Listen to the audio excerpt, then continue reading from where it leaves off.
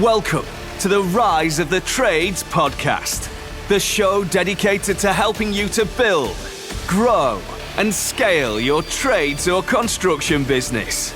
All rise for your host, Craig Wilkinson.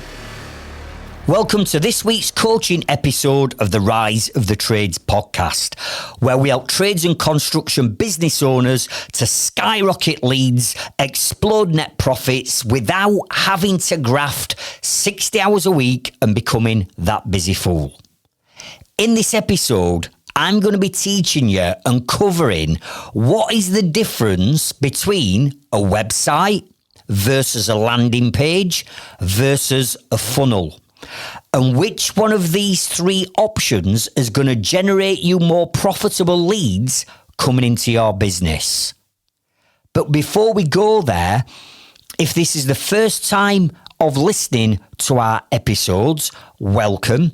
And if you're an avid listener, and by now you'll know that we've got thousands and thousands of listeners every single week tuning in, I want to say a massive thank you. And just to let you know that the Trades Freedom Club has a safe and thriving Facebook group and community that you can join for free to get even more help and support to grow and scale your trades business. The link to join our Facebook group is in the description and the show notes. Now let's transition over to this week's episode.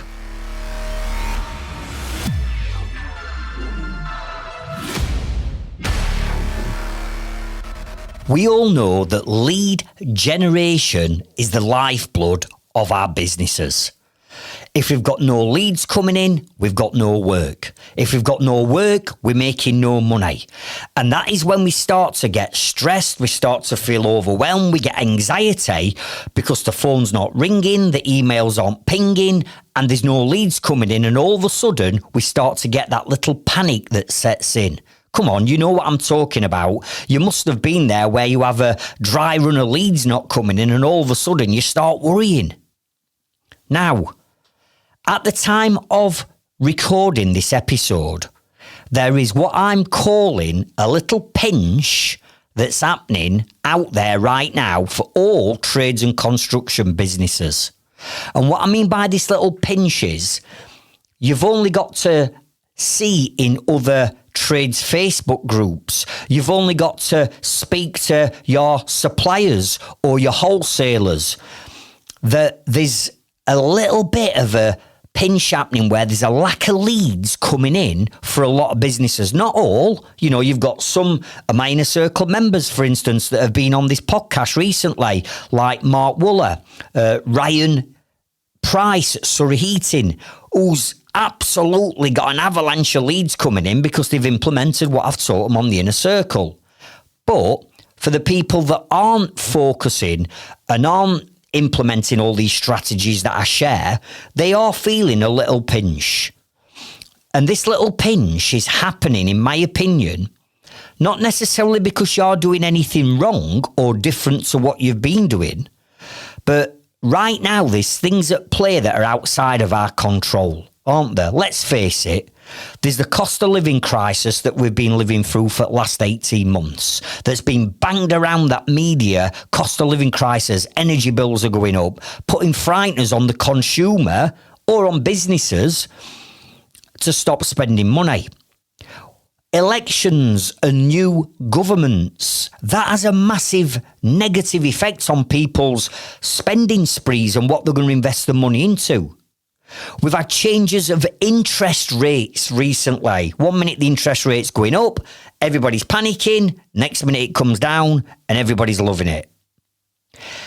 Kids' school holidays. Right now, at the time of recording this, we're in the middle of the kids' 6-week school holidays. That has a negative effect. Dare I even mention it? The COVID word. I mean, that were outside of our control.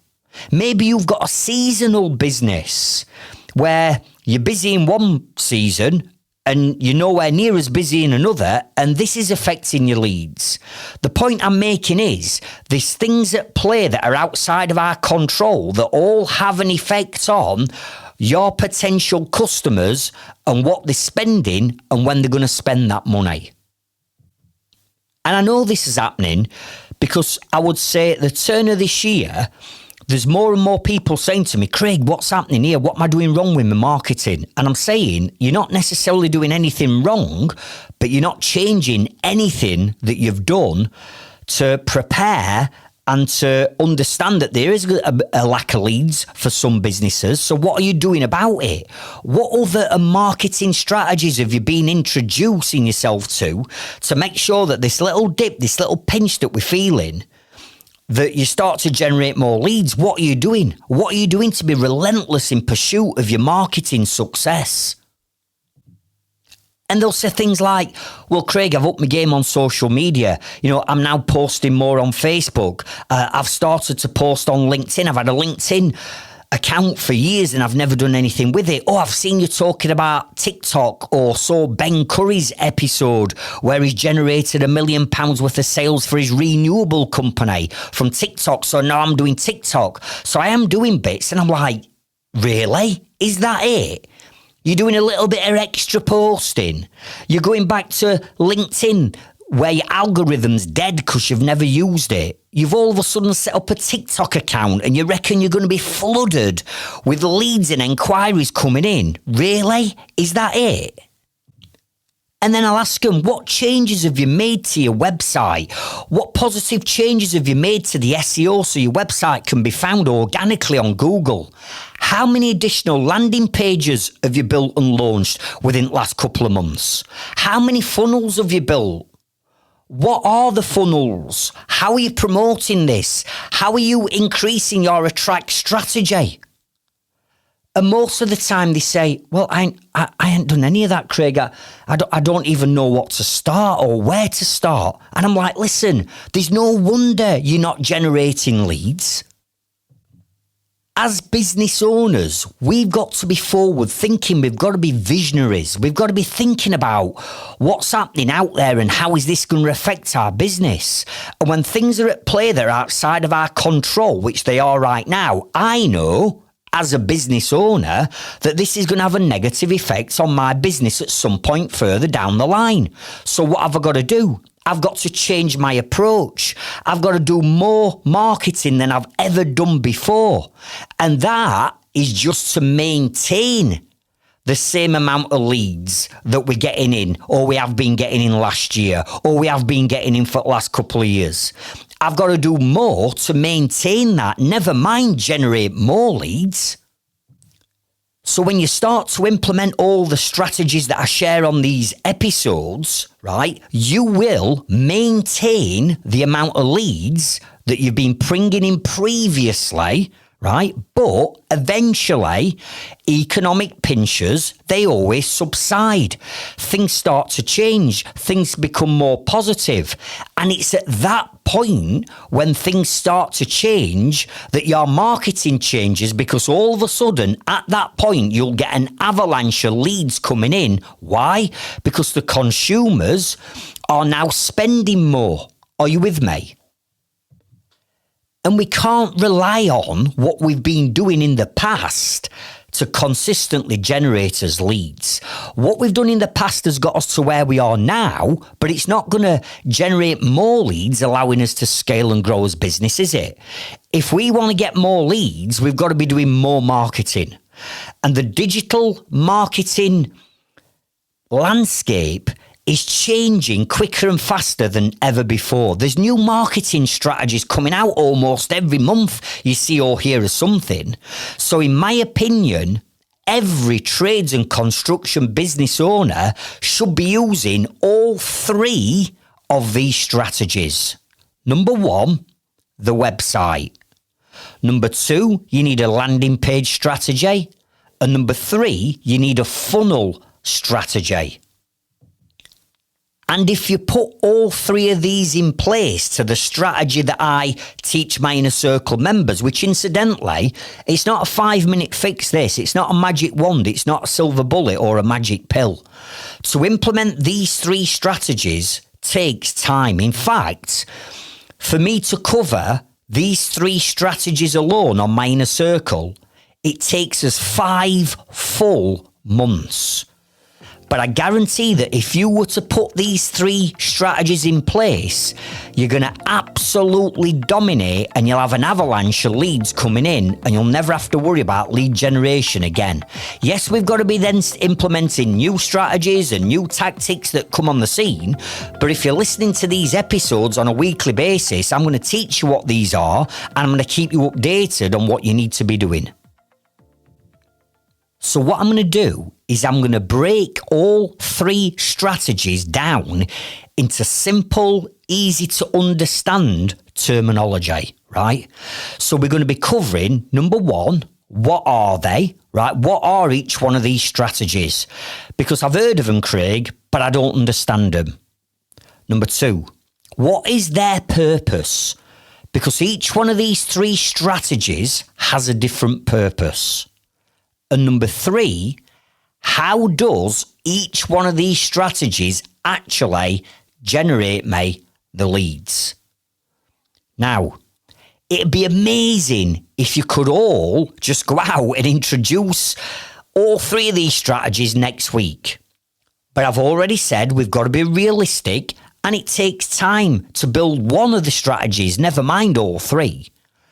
So my objective from this episode is to give you the knowledge so you can make a decision on which one of the 3 you're going to focus on smashing, and you're going to start it next week. Not next month, not next quarter, next week. Because while ever you're dragging your heels on any of these 3 strategies, there are your competitors, i.e. my inner circle members, that are learning this and implementing it, and they're starting to dominate. And you don't want to get left behind. So you've got to start taking action on what you're learning on these episodes.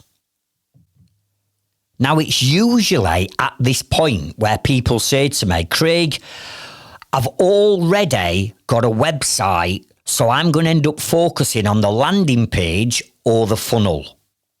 And I'll say, that's great. You've got a website. However, how many profitable vetted leads does your website generate you every single day? And then people stop and think about it. And the answer 9 out of 10 times is, do you know what, Craig? It doesn't. I've got a website, but it doesn't generate me an avalanche of leads on a daily basis. In fact, if I'm lucky, I get an handful of leads a month, and they're not pre-vetted, they're not pre-qualified. A lot of them are time wasters and tire kickers. So I'm like, okay, so you haven't got a website strategy. You've got a website, but it's not generating you any leads, so it's not working.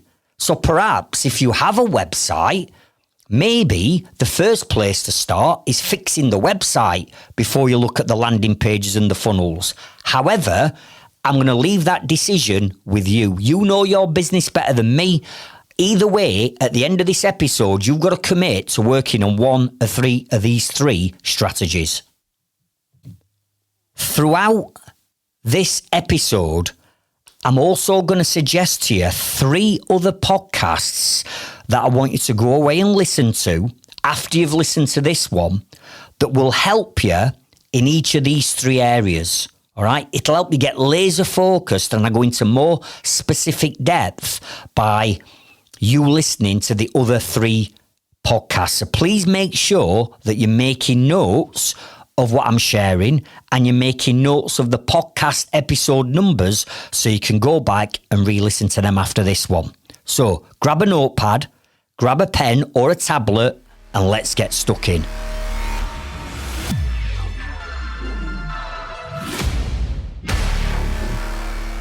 So number 1, let's start off with your website strategy.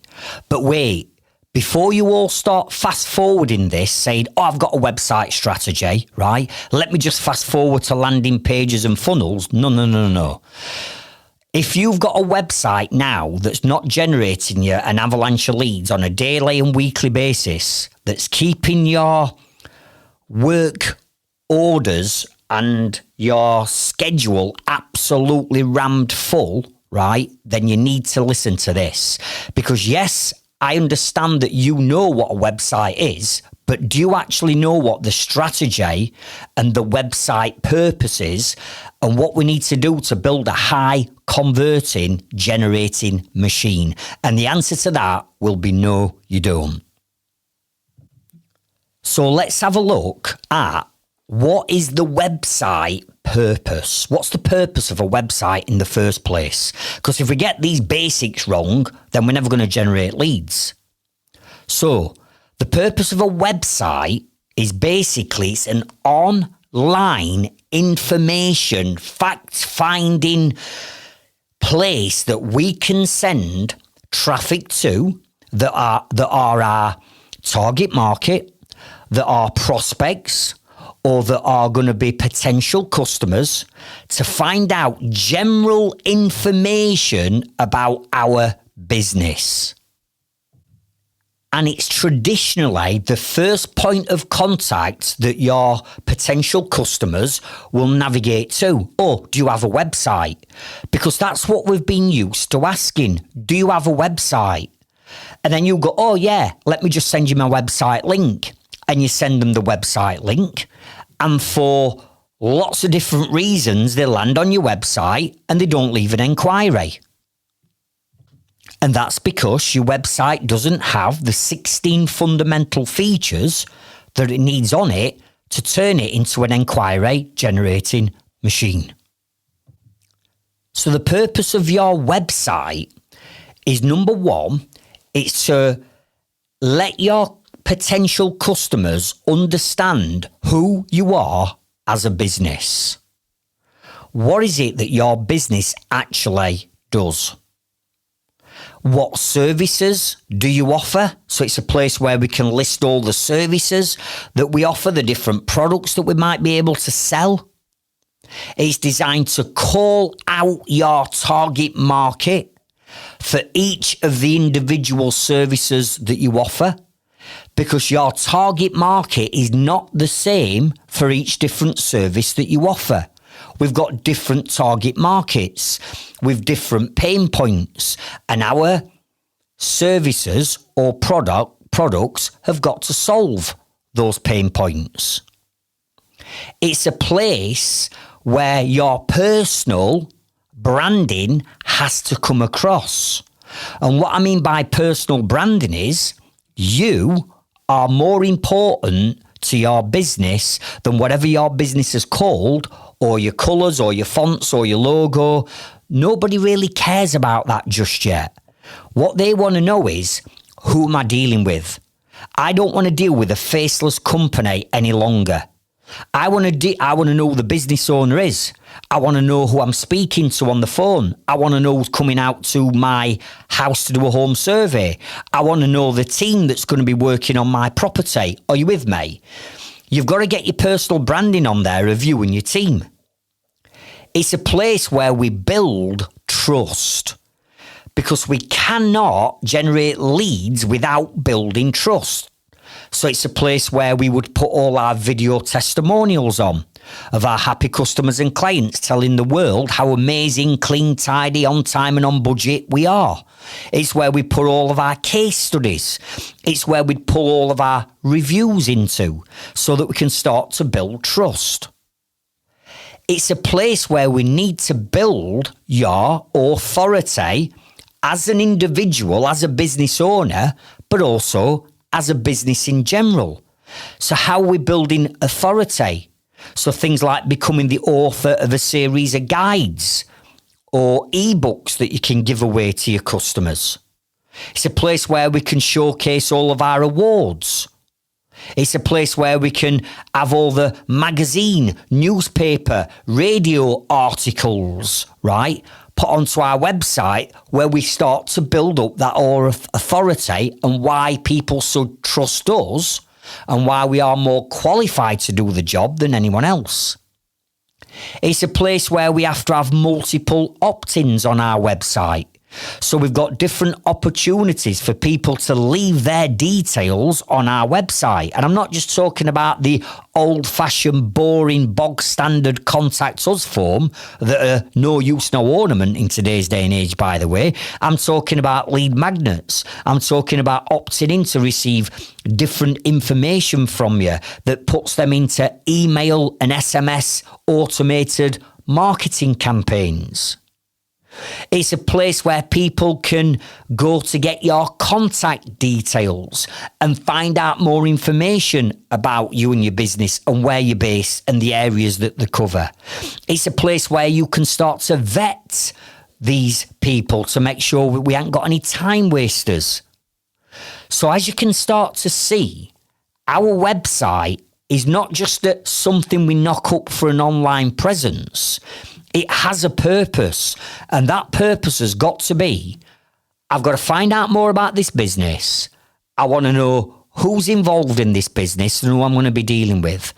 I want to know that they can solve the problem that I've actually got and why I'm looking for this service. I want to know that these are credible and reliable and trustworthy and honest by building the authority. I want to be able to give them my contact details, perhaps to get some information off them, but I'm not quite ready yet for a survey. Are you with me? So your website is a general information about everything that you do within your business. It's basically your online brochure that people can get all the information about your business to start that relationship and start that potential customer journey. Now, here's the first mistake that many of you will be making that's not allowing your website to generate you these leads, and that is the word brochure that I've just mentioned. And you've got what I call a brochure website, which is a website that's got information on, that's stuck up there on Google, right, or on search engines, and it's live that people can find it, but it's not actually ranking anywhere on Google. So organically, it can't be found. So the only way in which you are relying on people finding your brochure website is by you driving traffic back to that website. So let me give you an example. You might share your link on your Facebook page, your business Facebook page, and that link is going to send people back to your website. You might share that website link on a post on Facebook or LinkedIn. You know, click this link and then go back and check us out on our website. You will have this website address on your leaflets that you're posting through letterboxes.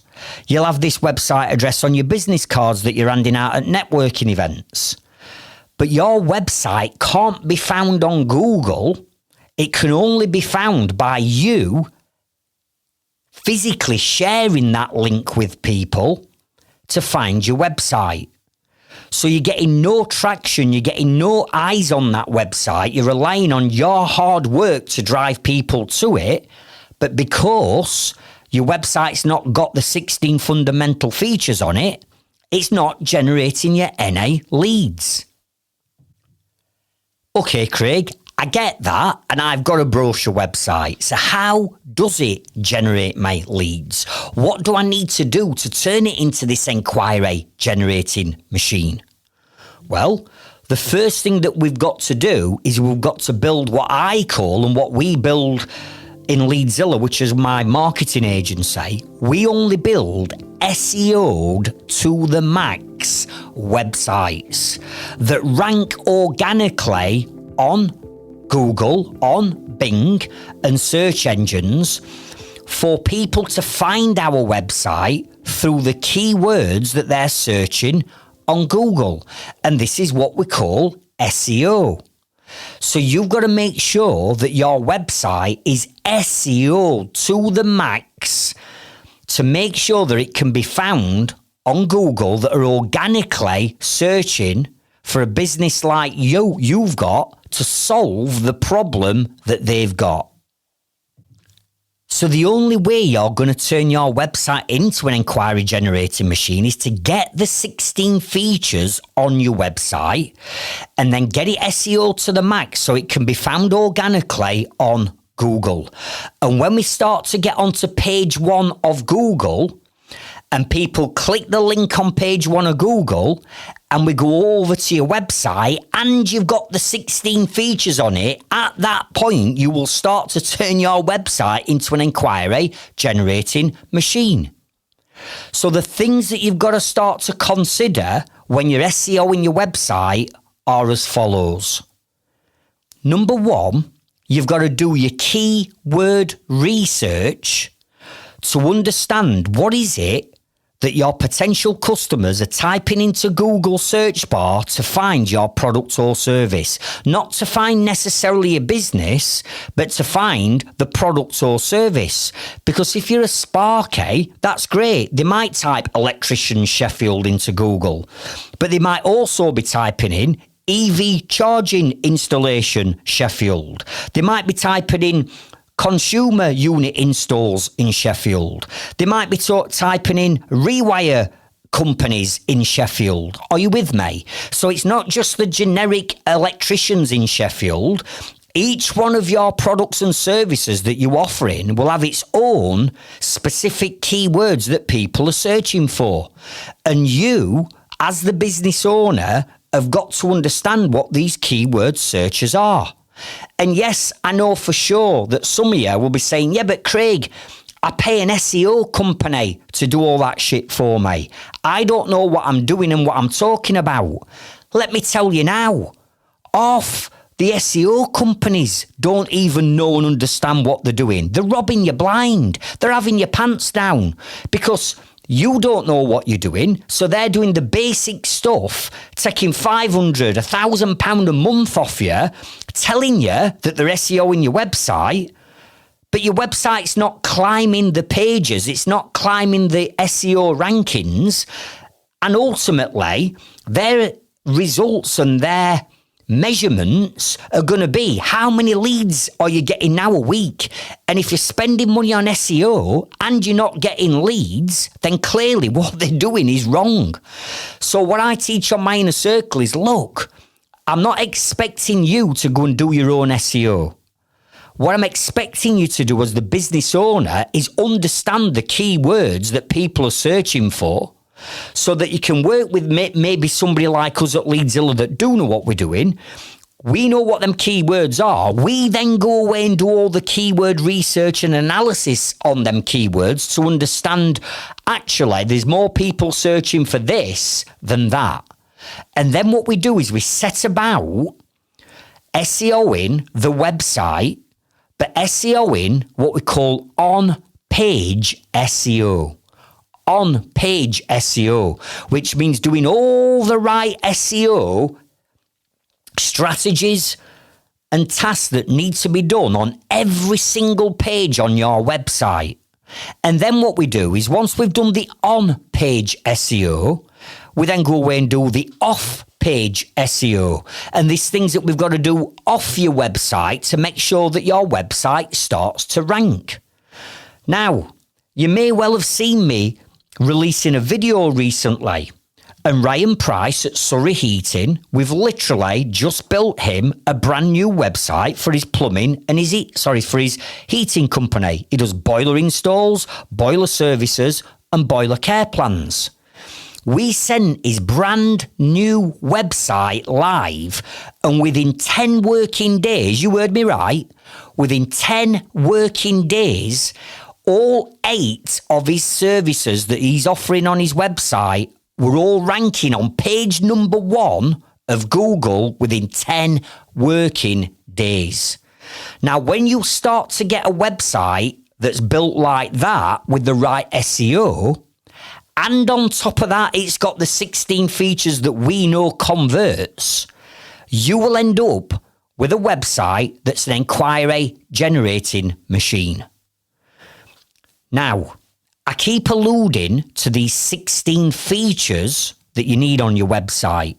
So here's the first podcast episode that I want you to go away and listen to after this one, if you're going to start focusing on smartening up your website, because you've already got an investment, you've already paid somebody to do something, it's just not working right because the strategy's not right. So if you want to know what these 16 features are, head back to episode number 16. And episode number 16, I give you the 16 features that will turn your website into an inquiry generating machine. Once you understand what they are and how we do it, I want you to go back to your existing web company, right? Give them my podcast, and I don't mind sharing all my knowledge to help other marketeers. Give them my podcast and say, right, why the hell have you not already put that lot on my website? And I'll tell you the reason why, because they don't know the strategy themselves.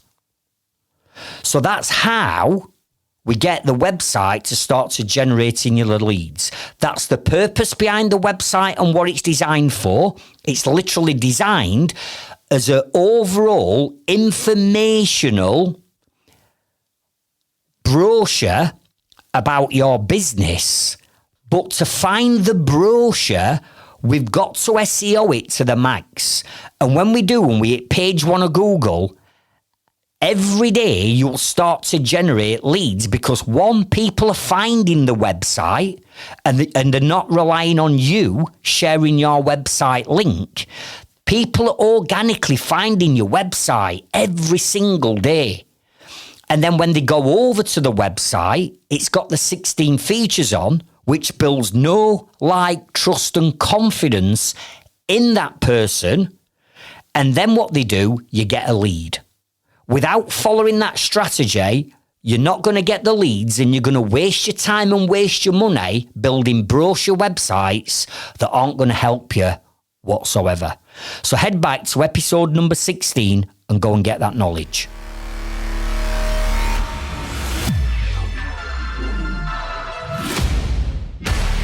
Strategy number 2, which is your landing page strategy. Now, when I start talking about landing pages, most people say, honestly, Craig, I don't really understand what a landing page is, and I don't understand what its purpose is. But what is it? So let's start off with sharing that.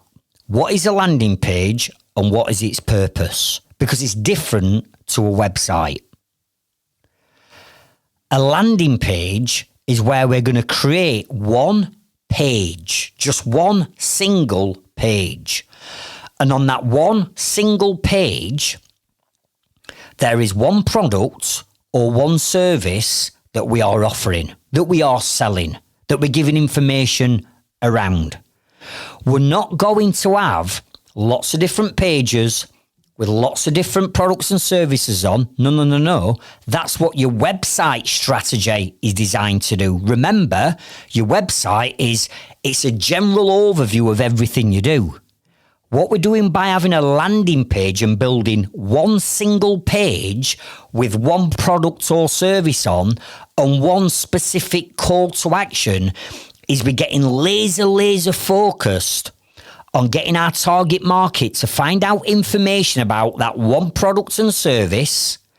And then on that landing page, we give them one call to action, which is basically one thing that we want them to do next once they've landed on that landing page. So let me give you an example. Let's go back to the example I've just used about an electrical contractor, right? On their website, they will have the EV charging points and there'll be a page on that. They'll have the consumer unit page and there'll be a page on that. They'll have the rewire page and there'll be a page on that. Are you with me? They'll have lots of different pages on that website because that's what it's designed to do. But on a landing page, you would just pick one of those products or services. So let's say it's rewires as an example. When somebody lands on that page, the only thing that they can find out information on that landing page is rewires and rewires only.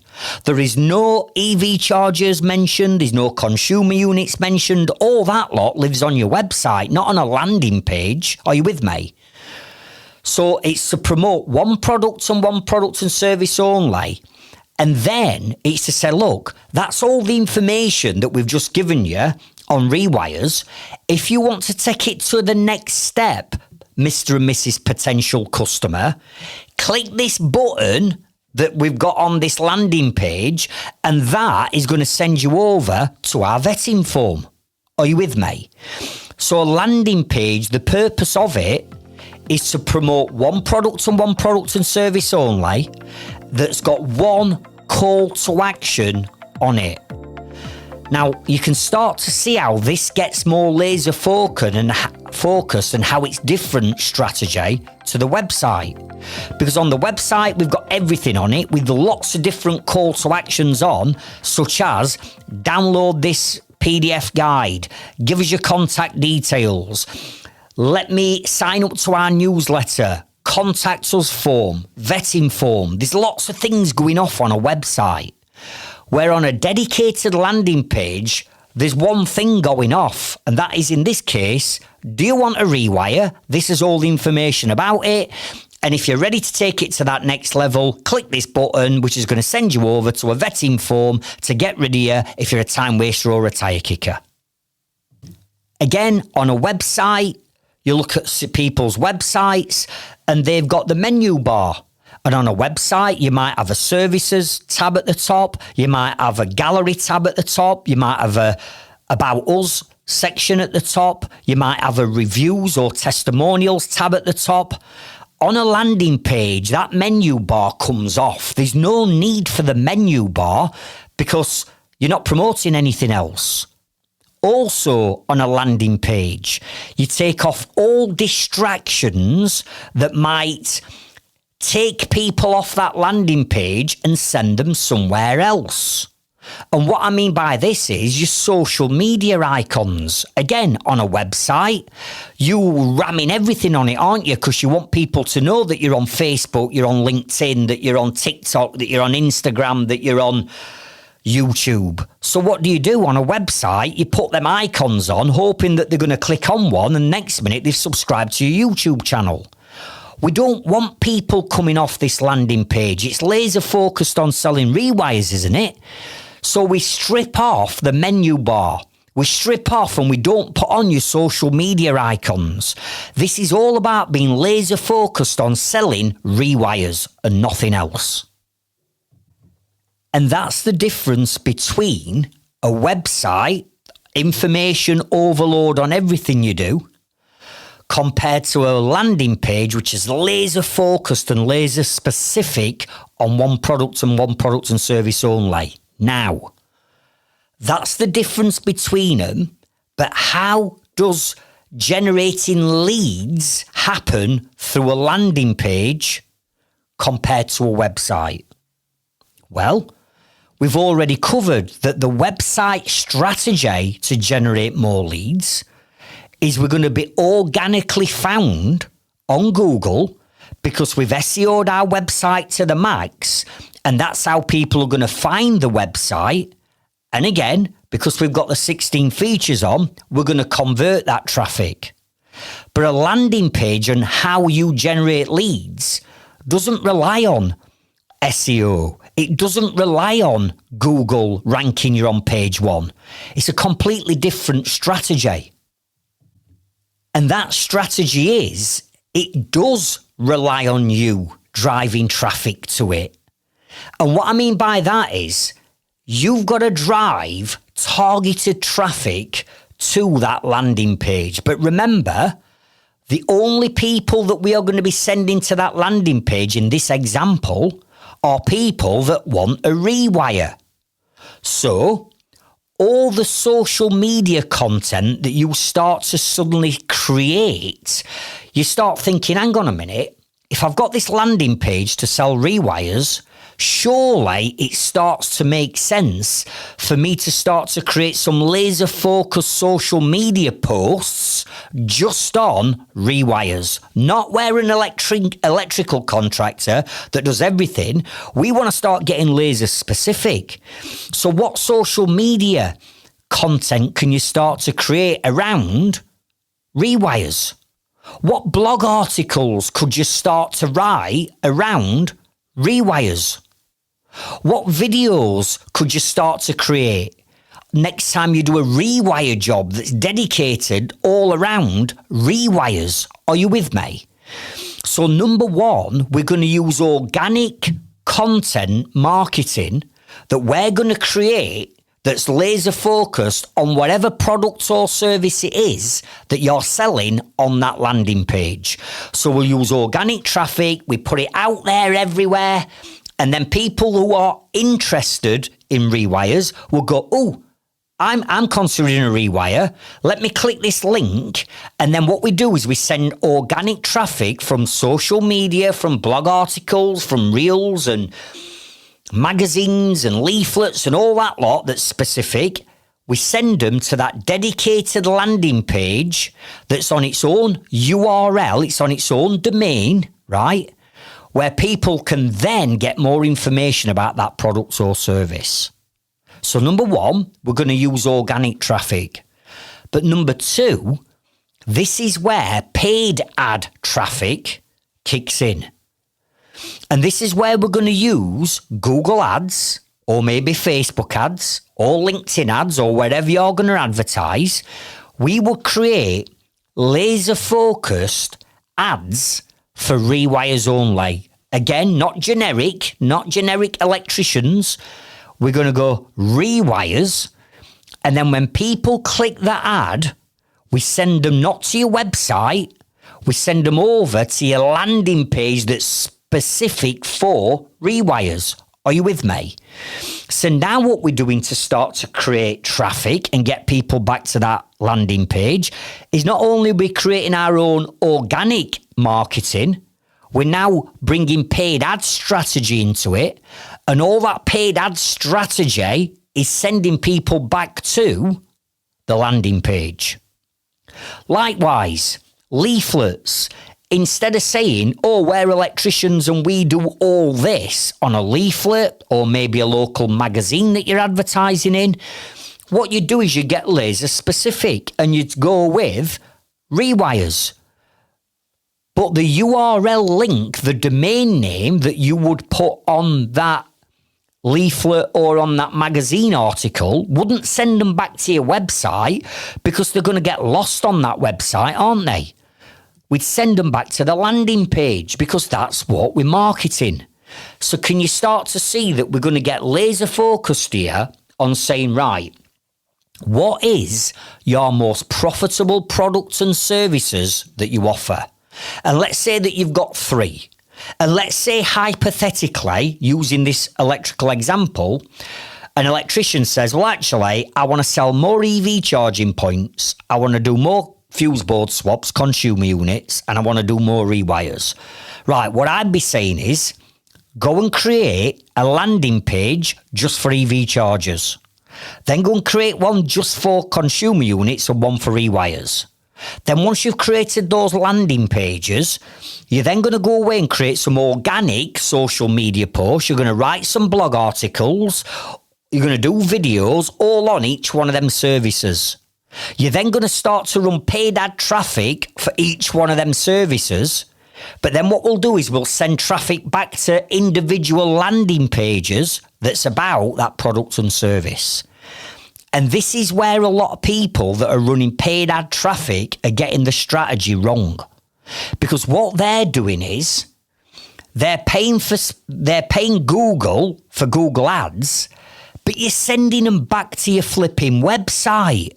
Well, we've already established that your website is not designed for paid ad traffic. Your website is designed to be organically found by people searching on Google. That's what the website strategy is.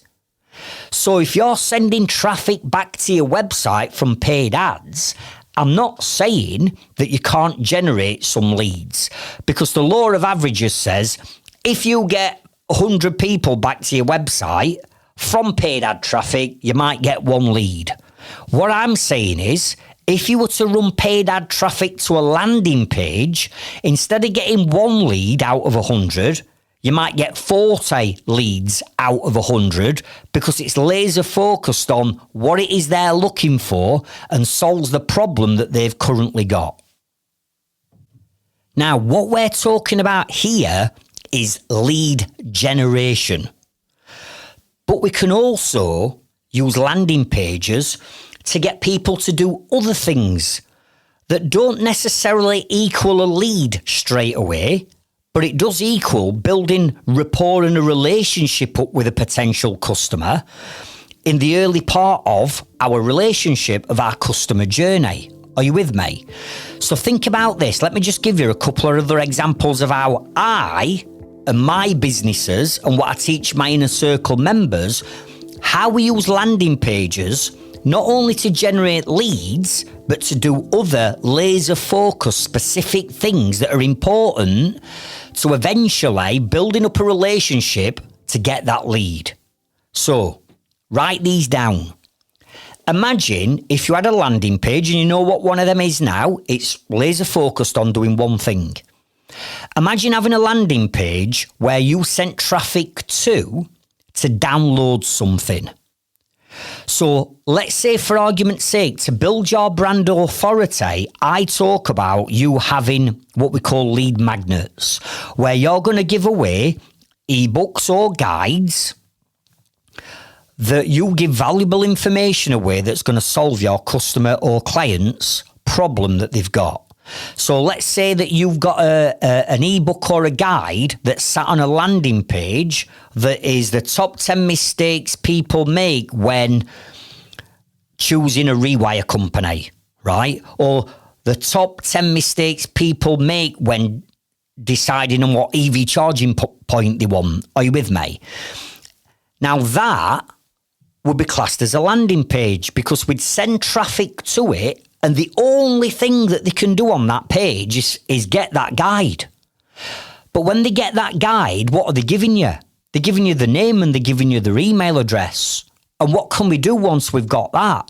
We can then drop them into an automated email marketing sequence and campaign that triggers emails off to them, not trying to sell them an EV charging point or a rewire, but triggering video testimonials off to them.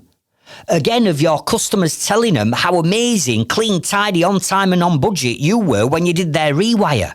Are you with me? We can also have a landing page where we send people to, if we want them to get them to maybe subscribe to your newsletter, subscribe to your YouTube channel, subscribe to your podcast like I get mine to do. Are you with me? We can have a dedicated landing page where we say to people, look, if you want to buy this product or service now, buy it. We could send people to a dedicated landing page that's a waiting list, and I encourage you all to have a waiting list. And you might say, Craig, that's crazy. Why would I want to put someone on a waiting list when I could actually fit the boiler next week, or I could do the patio next month? Why do they need to go on a waiting list? Well, ask yourself the question. If you see a builder or you see a tradesperson with a waiting list, what is that telling you about their business? Is that not telling you that they oversubscribed, that they fully booked, that they're in demand? Are you with me? So we can use a waiting list where people give us the details. They don't actually wait, but we've got the details. We've started that relationship. Here with me. So all these different things we can do to start to build up a relationship with someone, all that lot can be put on a landing page. So landing pages, in summary, can be used for two things. Number one, lead generation. But number two, to capture people's details so we can start to build up a relationship and a rapport with that person. Now, the next episode that I want to share with you that will help you with all this is episode number 12. Because on episode 12, I give you the 5-step marketing strategy that will help you to skyrocket more leads. Given the fact we're talking about lead generation, go back and listen to episode number 12, and that's going to give you even more information on how you can skyrocket more leads.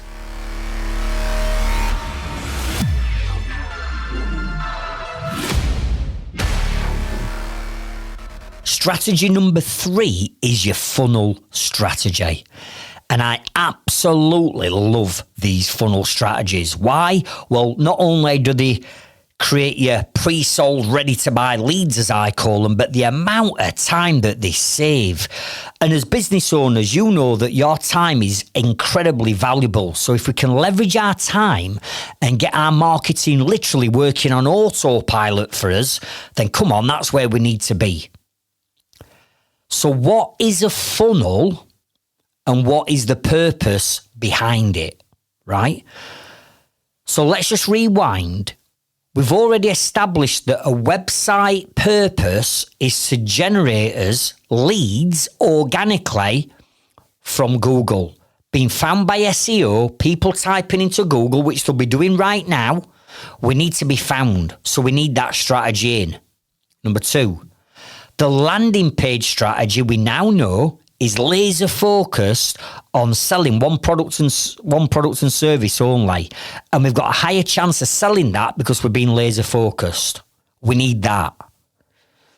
But a funnel, and the purpose of a funnel, is to take potential customers down the specific steps that we call a customer journey. Write that down. You'll hear me talking lots about a customer journey, where we're going to take them from one step to another, all automated, all automatic. We're going to bring them down this journey and ultimately get them to either leave a lead or buy something off us at the end without us having to do anything. And that's like putting your entire marketing strategy on steroids. Let me explain how funnels work, right? I want you to imagine that you've got a funnel. You've been to Alfred's, you've bought yourself a funnel because your van is low on oil or it's low on water, and you've got to top your engine up. You've got to top the engine oil or water up, right? So what you do is you get a funnel, you stick it in the radiator or whatever you're doing, and then you either pour the oil into the top or the water into the top, and it's going to funnel around the top, and then it's going to drop out at the bottom. So what I want you to start to think about is one of those funnels. And if we had one of them funnels and we just poured as many people, potential customers, clients, prospect, target market, we piled all that lot into the top of your funnel, we're now starting to fill the top of your funnel with potential leads, right? But as we pour all these people in, we've got absolutely no idea at this stage, out of all of them, which ones are serious, which ones are ready to buy now, which ones are time wasters that want the cheapest price, which ones are tire kickers or the ones that want things doing yesterday for nothing. We've got absolutely no idea because we've not vetted anyone. All we're focusing on is pouring as many people into the top of that funnel as we can. Now our job is, once we've started filling the top of the funnel and they start going through and they're in the middle of that funnel, we've got to start to vet out and get rid of anybody and everyone that is not our target market, that's not ready to buy now, that's a time waster, a tire kicker. These people that want everything done yesterday for free, oh, you know what I'm talking about, you get enough of them. We've got to get rid of them in the middle of that funnel because we don't want to be wasting our time dealing with people that haven't got the budget, that haven't got realistic timescales, that are trying to trade our price off against everybody else's. You know the ones, the penny pinchers. We've got to get rid of them in the middle of that funnel. So by having a vetting process in the middle of that funnel, we're then going to wean out all the time wasters, get shut of all them, which then only leaves the people that we believe are our genuine target market that are sat in the middle of this funnel. What we've then got to do is we've got to filter them out to the bottom where the spout at the bottom is really narrow now. We've narrowed that funnel down, haven't we? And dropping out of the bottom of that funnel, we want what I call, write this down, I call these people that drop out the bottom of my funnel pre-sold and ready to buy potential customers or clients. And the reason why I call them pre-sold and ready to buy is, whilst they're in that funnel, we're not only going to vet them, but we're going to start to educate them. And we're going to start to educate them on things like price, timescales, how we work, what our process is.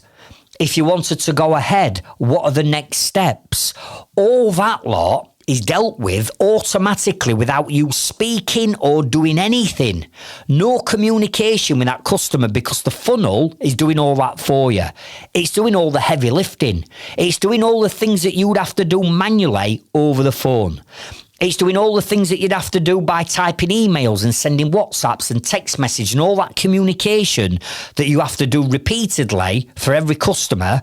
What we do is we take that, put it into a funnel, and we let the funnel automatically take care of all them leads that are coming into our business.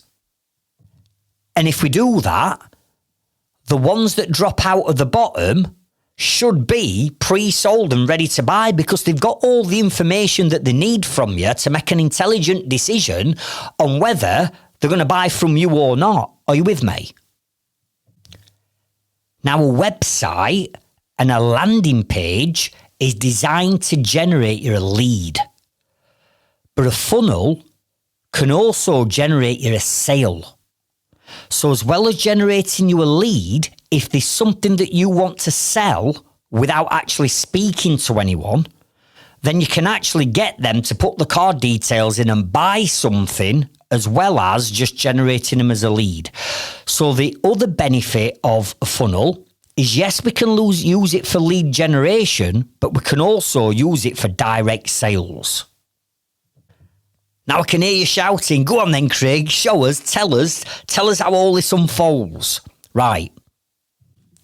To do this, I'm going to give you one of the examples that I actually teach and give and share and help my Inner Circle members build, right? And this is going to generate us a pre-sold, ready-to-buy lead, not a sale to start off with. We'll go down the example of how does all this generate leads and what do I need to put in place.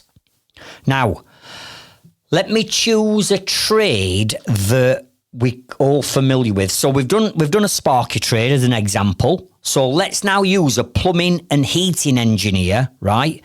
Let's use them as a trade, right?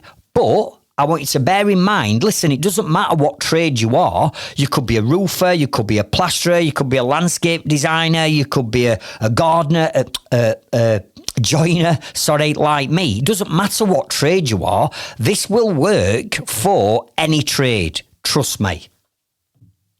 Now remember, a funnel is designed to take people down specific steps, right, to eventually get them, in this case, to become a lead. So we need to take people from this step to that step to that step automatically without you having any interference, without you having any communication, without you doing diddly squat. This is all automated. How we get them from one step to the next and eventually become that pre-sold ready to buy lead. So in this example, we're going to be using boiler installations. Let's use that one, right? So let's take a plumbing and heating engineer that wants to get more boiler installation leads that are pre-sold ready to buy on autopilot.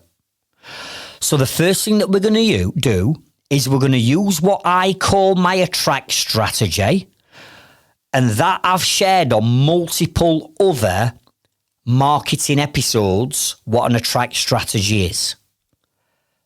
But basically, an attract strategy is how are you going to attract your potential target market to your business? And in this case, it's how we're going to attract them into the top of our funnel. Remember, we want to pour as many people as we can into the top of that funnel, and the funnel will vet them out. So how do we do that? What can we do? Well, all the different types of marketing, such as email marketing, SMS marketing, video marketing, blog articles, social media, paid ads, magazine articles, radio, leaflet, all the different things that you can do forms part of your attract strategy. And all these different pieces of content is attracting people to your business, in this case, to the top of our funnel. So step number 1, here's what you need for a funnel. You need a landing page, right? You need that dedicated landing page where in this particular case, it's going to be all around boilers and boiler installations. So there's nothing else on that page other than all that information about boilers and boiler installations with a call to action button and what we want them to do next. So step number 1 in this funnel, you're going to build yourself a dedicated landing page. We then send all that attract strategy to that landing page, which are now coming into the top of our funnel. They're going to hit that landing page and then they've got a decision to make. Am I interested in a new boiler or am I not? If they're not, they'll disappear. Brilliant. If they are, we need to take them to that next level. So step number 2 in this particular funnel would be they'll click the call to action button that's on that landing page that might say something like, get your free quote.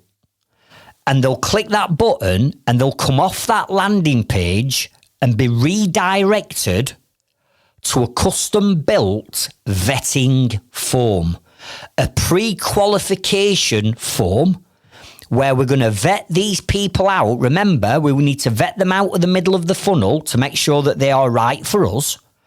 And we send them straight over to a vetting form. And on that vetting form, we ask one question at a time. We don't want to present them with a form with 10 questions on because they might look at it and go, that's going to take me fucking 10 minutes to fill that out. I ain't got time. Are you with me? So what we do is we have one question at a time and we ask them the questions that we need to know to determine whether they are a time waster or not.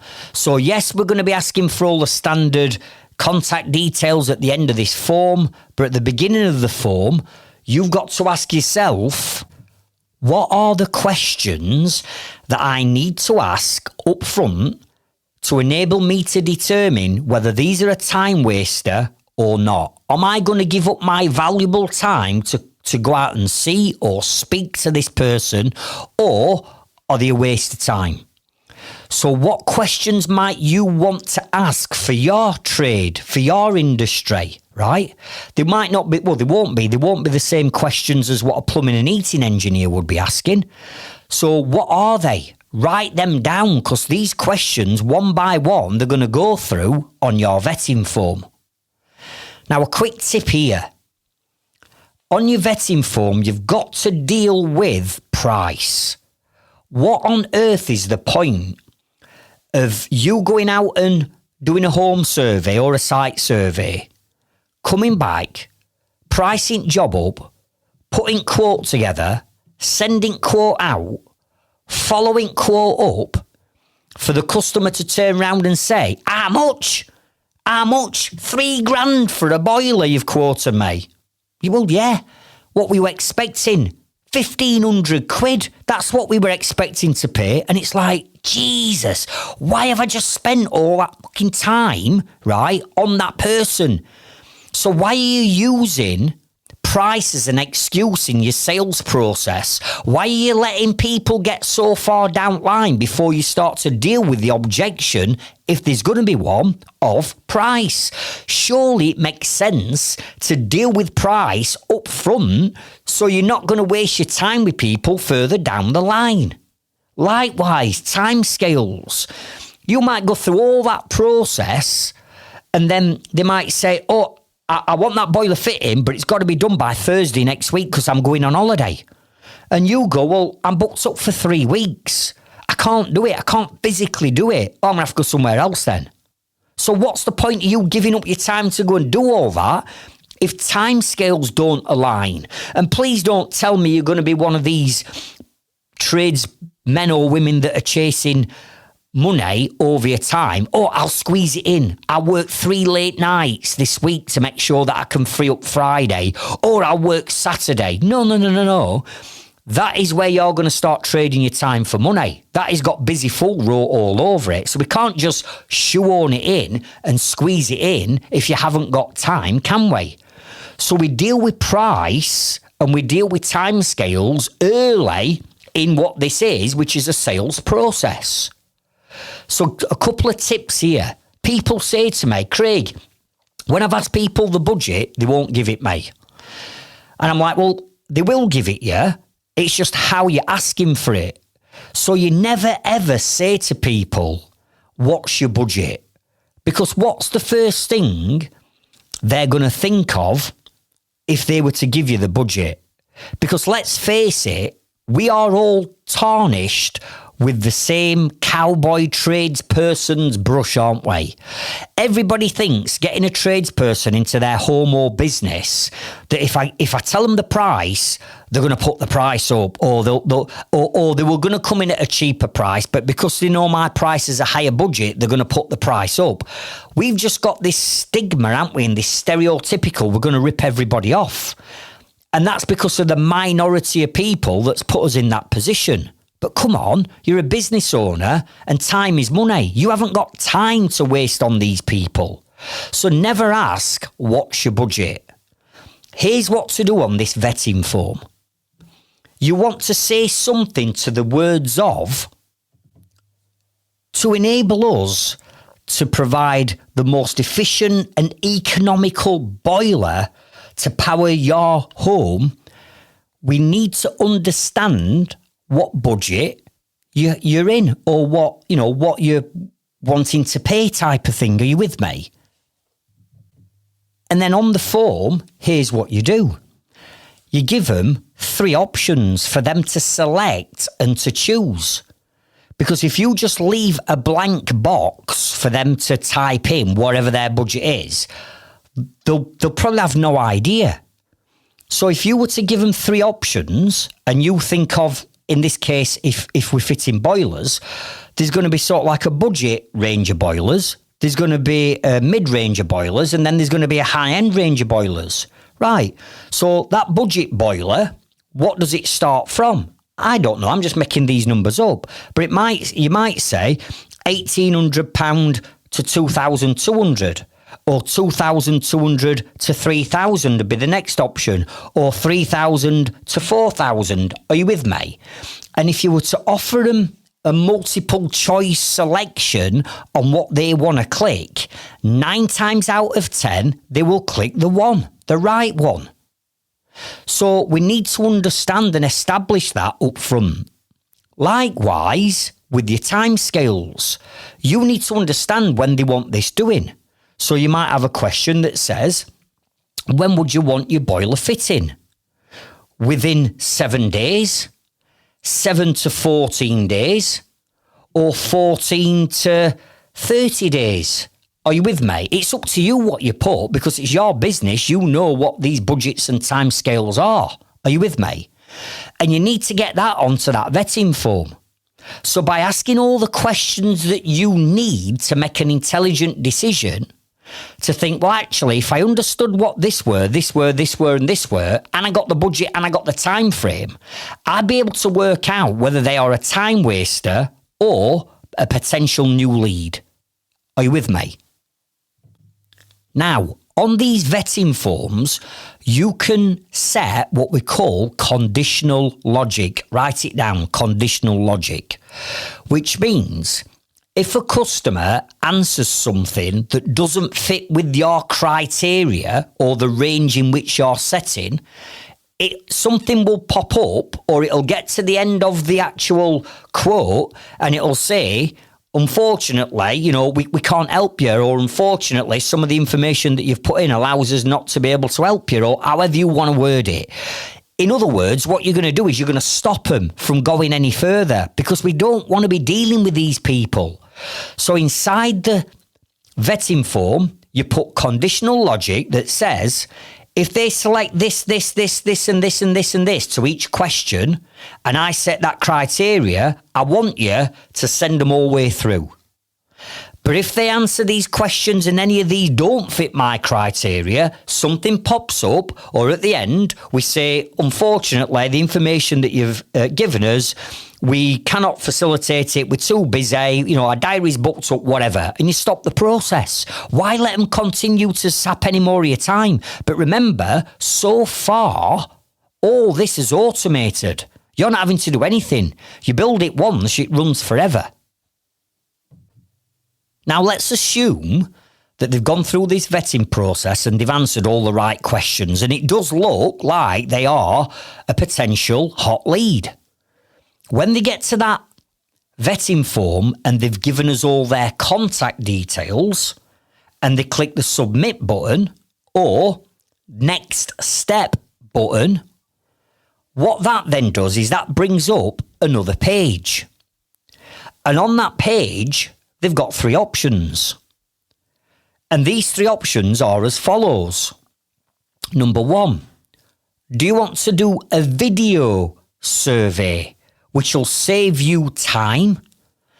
And we can do a survey through video, right? It saves you time. You don't have to tidy up. You don't have to move all your shitty nappies or whatever you're doing and tidy your house up for me to come round. We can do it through video at a convenient time where you're not waiting in for me to come, because you know what it's like. There's nothing worse than having to wait in for someone and then they're late or they don't show up. Are you with me?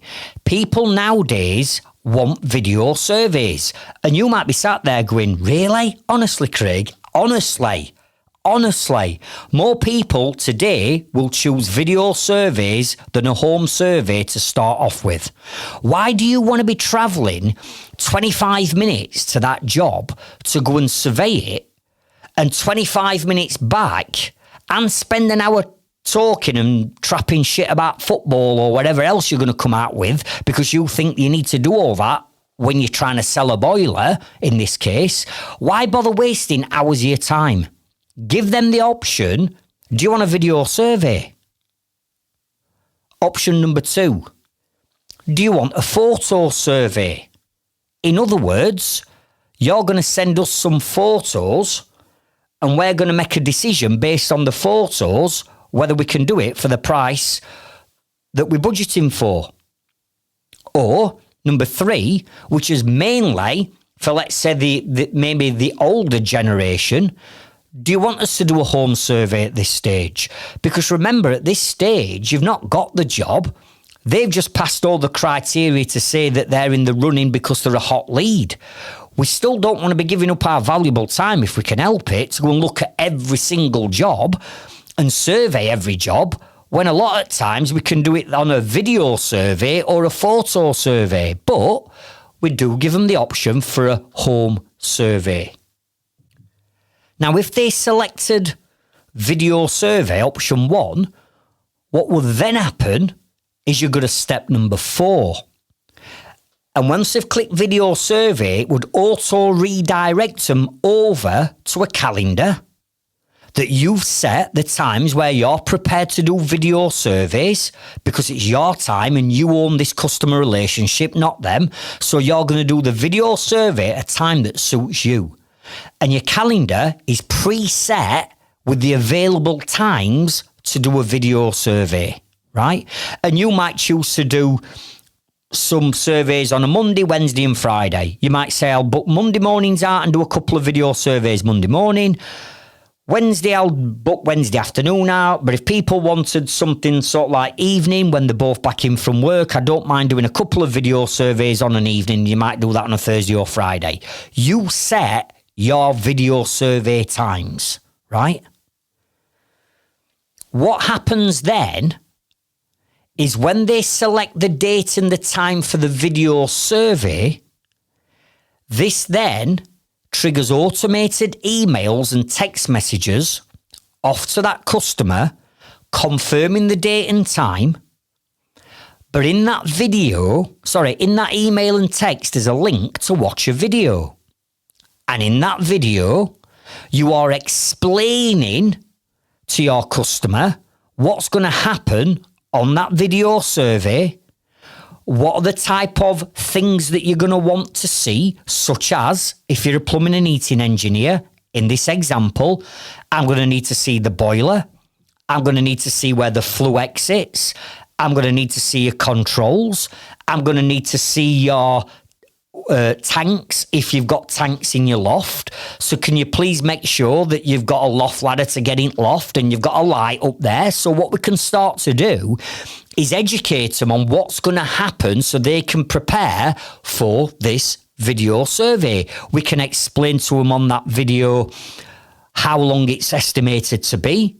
And also on that video, we can start to drip feed in that if they did want to go ahead after the video survey, what happens next? For example, if you wanted to go ahead, what we'd do is we'd take a 25% deposit, you'd agree to our terms and conditions, and we'd get the job booked in.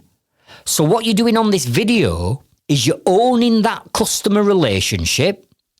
Your personal branding, remember what I've said, people want to know they're dealing with.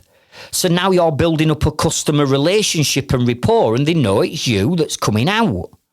You're explaining to them what's going to happen when we do the video survey. You're letting them know that they might have to clear a cupboard out, perhaps. And then you're telling them, if you wanted to go ahead, this is what happens next. I mean, how fucking professional does that sound and look to them? It's like, wow. But then what happens is, in the lead up to that survey, we've got automated emails and text messages going out with links in to your video testimonials of other customers that have had boiler installations done by you. And again, they're telling the world or your future customers how amazing, on time, on budget, 5-star reviews, recommend you to anybody. Are you with me? Now, if they select option 2, which is photo survey, what that would then do is trigger an automated email and text to that customer saying, thank you for choosing our photo survey option. Please click this link and you're going to be taken to our photo survey tool app. And they click the link, and then what happens? On their phone or on the desktop or wherever they're opening it on, a branded app of yours pops up. And it says, right, what we need is some photos. Photo 1 is take a photograph of the boiler. And what we do is we give them an example photograph of what we're looking for that looks like this example. They take it and it uploads it straight into the app. Then the next one will say, right, take a photograph of your flue exit. And then what they'll do is they'll probably go out onto the driveway, look at the example, take the photograph of where the flue exits, pulls it into the app. Are you with me? And then them photos come through to Leadzilla, which is some software. And then you've then got the photos to be able to say, yeah, actually, I can do that job. This is exactly what you need. And I can price it to almost to the pound without having to come out and look at it. Right? So that's option 2. Option 3 is the home survey option, where you do give people the option to go out, because there might be someone who wants to do that. And the same thing would happen as the video survey. They click the home survey option. It would send them to step number 4, which is a calendar page. And on that calendar page, they select the date and the time, which would then trigger that email and text with the video in explaining what's happened, and then trigger the reminder emails that you're going to be going out to do the survey on this day at this time that's got video testimonials in. Are you with me? So now when you start to look at what we're building a funnel where we're putting everyone into the top, but each step that they go through is keeping them on the screen. They're not leaving the screen at this point. You sent them to a landing page. They're on the landing page. Right, I'm interested. I click get a free quote. We send them over to a vetting form. All right, I'll answer a few questions. They put the questions in, click submit. They're then sent to another page that says, oh, you've got 3 options for a survey. They choose whichever one they want. If they click the video or the home survey, they're then sent to another page, which is the calendar page. If they choose option 2, they get an email and a text with a link to an app that we can let you all have on photo surveys. So all you've done is you're taking them down a journey step by step by step whilst they're still on the phone, not letting them off, to a point where they've either booked the video survey, booked the photo survey, or booked the home survey, and all the automation has kicked in. So all you do is you get up that next morning and you look at your inbox and it'll say, right, you've got 10 surveys booked in this week. You've got 3 video surveys, 3 photo surveys, and 4 home surveys. You just get up. They've all been pre-vetted. They've all selected the price. They've all selected the timescales. They all know what's happening now when you go out because the video's told them that. Are you with me? We can systemize and automate this entire funnel. All you need to do at this stage is concentrate on driving people to that landing page, which is your attract strategy, pushing people to it. The rest of the funnel, you build it once and then it's automated and it just generates your leads on tap. You see where I'm going with this?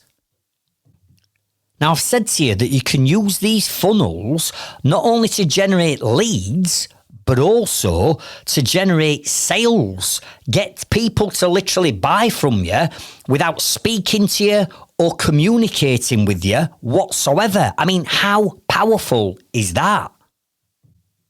So let me give you an example and let's stick with the plumbing and heating engineer. So he's now got one funnel that's generated in pre-sold ready to buy leads for boiler installs. But this plumbing and heating engineer might want a funnel that's going to automate all of his care plans or service plans, whatever you want to call them. And right now, I'm guessing a lot of that has to be done manually. There's a lot of phone calls to and back with the customers, sending links to get people signed up to care plans and the bank detail. It's just a mess, innit? It's just so time consuming. Whereas we can systemize and automate that into a funnel. So let me give you this example. Step number 1 of the funnel is, guess what? You need a landing page. And on that landing page is going to be all the information about care plans, nothing else. Not boiler servicing, not boiler breakdowns, not boiler installations, boiler care plans. And on that page, you might have 3 care plans because I've worked with hundreds and hundreds of heating engineers and most of them have 3 different care plans. They have a basic one, mid-range one and a high-end one, right? So on that page, you're promoting your 3 care plans. What they would then do is they'd click the button next to the care plan that they've just selected. So step 1 is you need a landing page. When they click the button, step 2, it takes them off that landing page and sends them to what I call a checkout page, which basically means they're going to be sent to a page where they can put their bank details in or their credit card details. They tick your terms and conditions for signing up to the care plan, right? And they put their bank details in. Now, just to let you know, obviously, because we've built hundreds of these through Leadzilla, just to let you know that you can either use Go Cardless to take these reoccurring payments, or you can use Stripe or another payment gateway like Stripe. Now, you might not be a plumbing and heating engineer and say, Craig, I don't do care plans. No, but you can still take payments, can't you? You can still take deposits online or deposits through your mobile phone and turn your phone into a card terminal. You can still take interim payments. You can still take the final payment using card or bank details. So it does apply to everyone, this. But step 2, they land on your checkout page.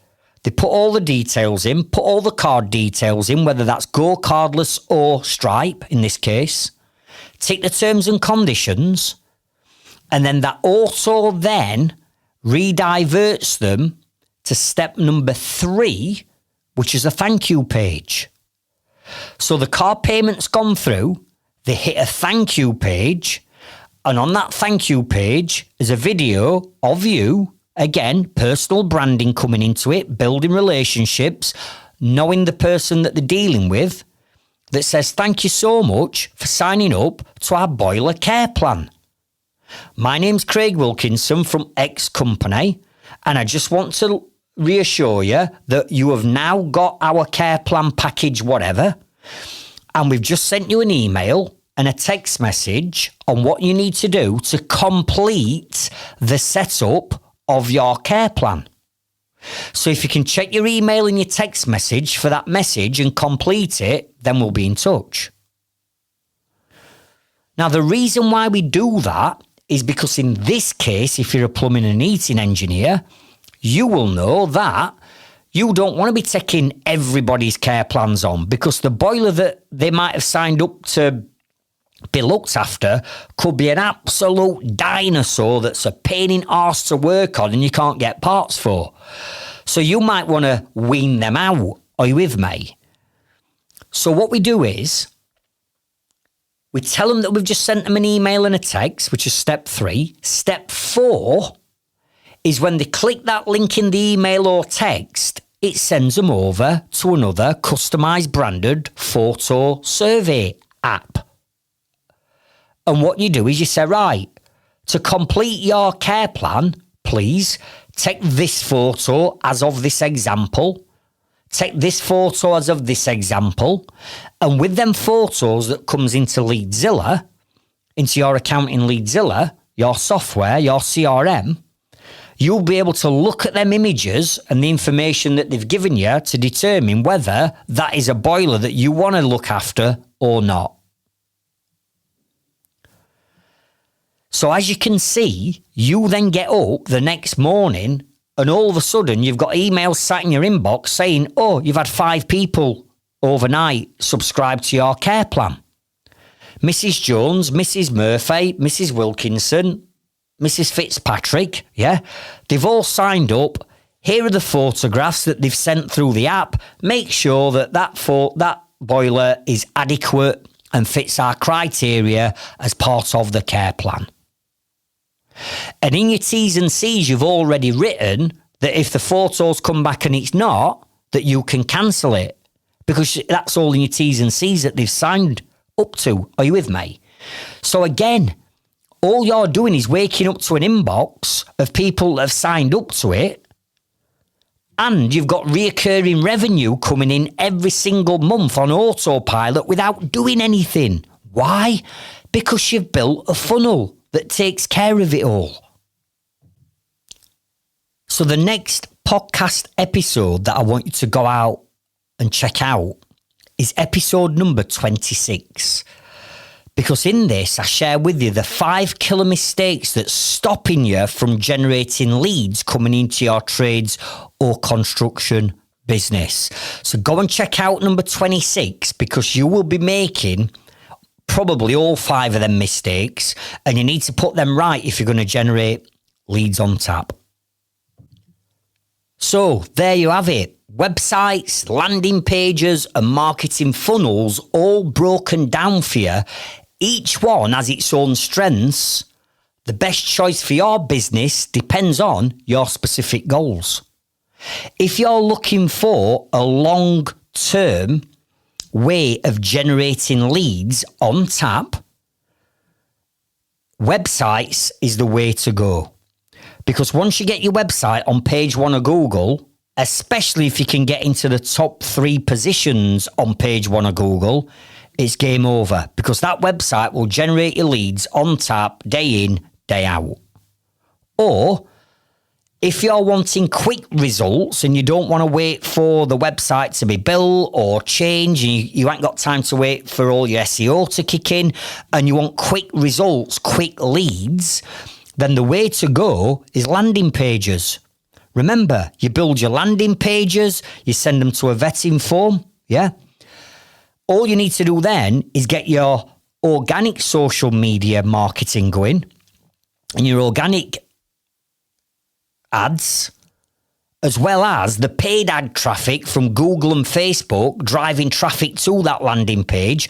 I mean, come on, you could build a landing page in a couple of days. You could have Google ads set up in a couple of days. Within a week, you could be driving targeted traffic to that landing page that will generate your leads. Step number 3, which is what I say puts everything on steroids, is sort of like combining your landing page but turning it into a customer journey and a funnel where everything's automated and systemized and you're not doing anything. You literally just get up and you've got leads in your inbox or you've got sales in your inbox. Now, the ultimate goal for any business owner is to get all 3. Because if you think about it, we're now generating leads from 3 different ways and sources. You've got your website generating your organic leads from the people that are using Google and search engines. You've got the paid ad traffic that's sending people back to your landing page for the people that are using the paid ad strategy, yeah? And then the marketing strategy, you're using paid ads and your organic, but that way you've systemized and automated everything, so it's saving you time. If we bolt all them 3 together and you've got a good attract strategy, attracting people to your business, to all 3 of them, it's game over. I'm telling you now, you will not be able to keep up with the amount of leads that are coming into your business, which is a brilliant position to be in. Because then if you do want to scale your business, you know that to scale it and take another team on or put another van on road, more fitters, more engineers, you've got to get more leads coming in. Now, you might be at a point now in your business where you go, Craig, do you know what? I generate enough leads coming in now for where we are. I've got no intentions of scaling. I've got a nice little setup and a nice little number going off. I don't want any more leads. My website's doing it in itself. I'm just going to stick to that. And that's fine. But remember what I've said.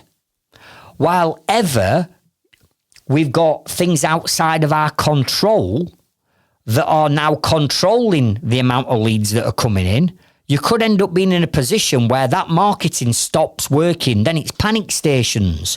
Would you not like a plan B? Would you not rather be turning too much work down than putting yourself in a position where you're bringing enough steady leads in now, but if it dips off slightly, you're in a vulnerable position?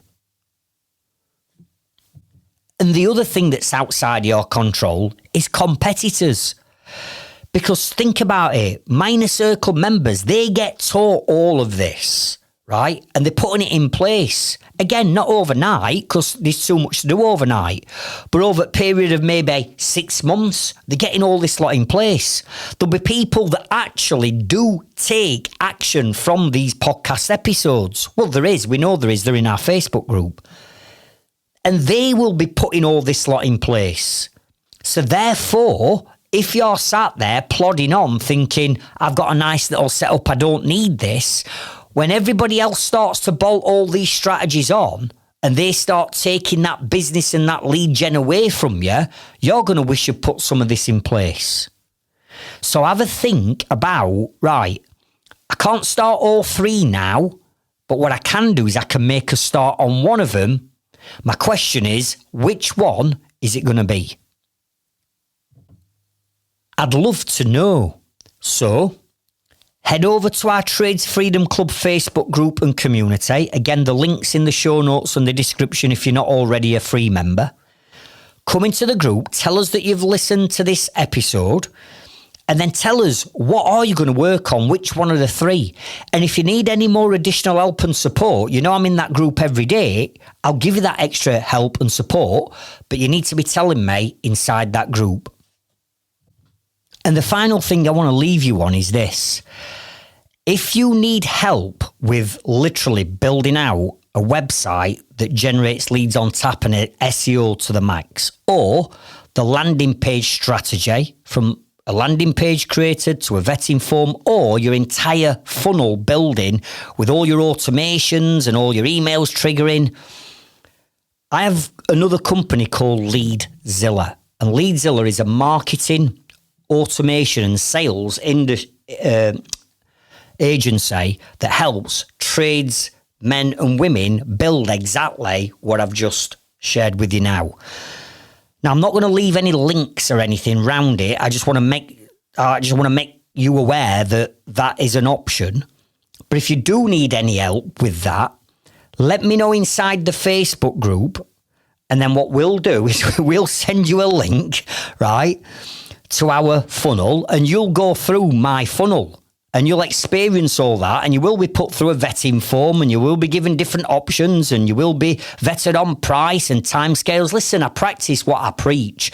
But if you do think, do you know what, Craig, I just need someone who knows what they're doing to build this out and it works straight out of the box, let me know inside our Facebook group, and I'll let you have the link to our funnel. So thank you for joining me on this week's episode. And remember, the results that you are looking for is in the work that you're avoiding. I'll see you next week.